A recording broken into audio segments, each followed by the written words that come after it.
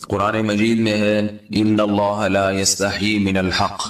کہ اللہ تعالیٰ حق بات بیان کرنے سے حیا نہیں کرتے۔ حدیث میں بھی بعض ایسے مسائل کو اللہ کے رسول نے بیان کیا ہے صلی اللہ علیہ وسلم نے جو بظاہر حیا کے خلاف ہیں، مگر اس لیے بیان کیا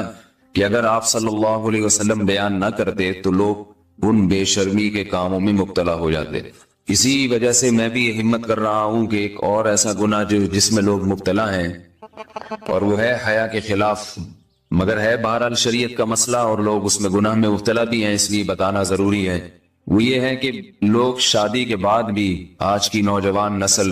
زوجہ سے، بیوی سے غیر فطری طریقے سے ہم بستری کرتے ہیں۔ انٹرنیٹ پہ بےہودہ فلمیں دیکھتے ہیں تو جو چیز انگریزوں کی دیکھ رہے ہیں کہ ان کے کلچر آہستہ آہستہ میڈیا کے ذریعے ہمارے معاشرے میں بھی آ رہا ہے۔ اللہ کے رسول صلی اللہ علیہ وسلم نے لعنت فرمائی ہے، ایک روایت میں ہے کہ اللہ اس کی طرف دیکھے گا نہیں کہ جو اپنی زوجہ سے پچھلے راستے سے ہم بستری کرے گا۔ یہ بیماری بھی، یہ گندگی بھی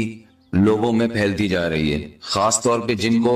لڑکوں سے بدفعلی کی عادت پڑ جائے تو وہ زوجہ سے فطری راستے سے ہم بستری نہیں کرتے۔ اللہ نے فرمایا کہ نساؤکم حرث لکم،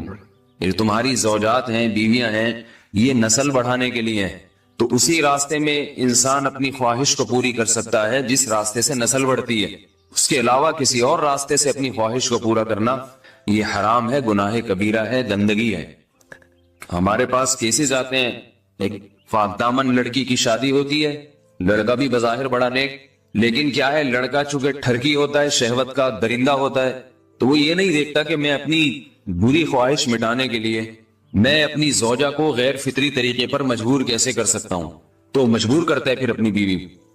اس میں جو عورتیں زیادہ پاک دامن نہیں ہو، نیک نہ ہو، یا ان کو یہ ڈر ہو کہ طلاق ہو گئی تو ہم کہاں جائیں گے، وہ پھر اپنے شوہر کے ساتھ اسی غیر فطری طریقے پر آمادہ ہو جاتی ہیں، اور اس کا عذاب اور اس کا وبال یہ ہوتا ہے کہ کچھ دنوں میں ان کو بھی اسی کی لت پڑ جاتی ہے۔ انسان جب بھی کوئی غیر فطری راستہ اختیار کرتا ہے، آخرت کا عذاب تو بعد میں، دنیا کا عذاب یہ آتا ہے کہ پھر اس کو لذت فطرت میں آتی نہیں ہے، تو جو راستہ اللہ نے رکھے اس میں اس کو لذت نہیں آئے گی، تو وہ گندگی میں ہی گھسنے کی کوشش کرے گا، اس کی بھی فطرت خراب ہو جاتی ہے، اور جس کے ساتھ یہ بدفعلی کی جائے اس کی بھی فطرت خراب ہو جاتی ہے، وہ بھی پھر کسی کے قابل نہیں رہتے۔ تو اپنے جان پر رحم کرنا چاہیے۔ ہم انسان ہیں، ہم درندے نہیں ہیں، ہم گھوڑے نہیں ہیں، ہم گدھے نہیں ہیں، ہم جانور نہیں ہیں، ہم انگریز نہیں ہیں۔ انگریز نے تو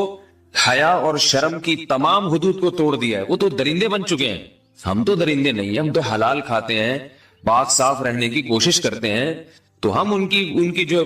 کلچر دیکھ کے ہم ویسے درندے بننے کی کوشش کیوں کریں؟ تو یہ بہت بڑا وبال ہے، بہت بڑی برائی ہے جو ہمارے معاشرے میں آہستہ آہستہ جڑ پکڑتی جا رہی ہے، اور اس سے بیماریاں بھی پھیلتی ہیں۔ غیر فطری طریقہ ہے، بیماریاں بھی پھیلتی۔ ایسے کیسز آتے ہیں کہ جناب وہ